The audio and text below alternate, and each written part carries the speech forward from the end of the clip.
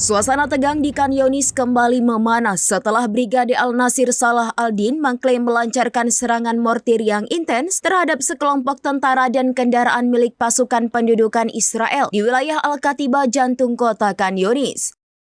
Insiden ini yang terjadi pada Kamis 11 Juli menandai eskalasi terbaru dalam konflik yang terus bergejolak di jalur Gaza.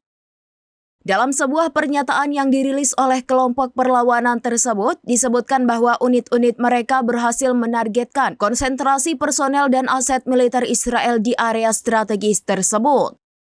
Klaim ini datang di tengah operasi militer Israel yang berkelanjutan di Khan Younis, sebuah wilayah yang telah menjadi medan tempur utama dan menyaksikan kehancuran luas.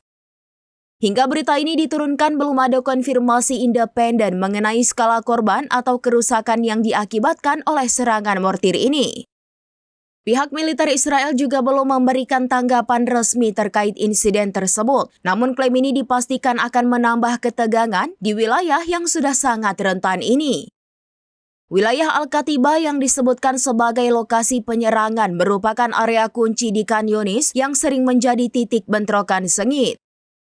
Serangan ini menggarisbawahi tekad kelompok perlawanan untuk terus menantang kehadiran militer Israel sekaligus memperburuk kondisi keamanan yang sudah sangat genting di seluruh jalur Gaza.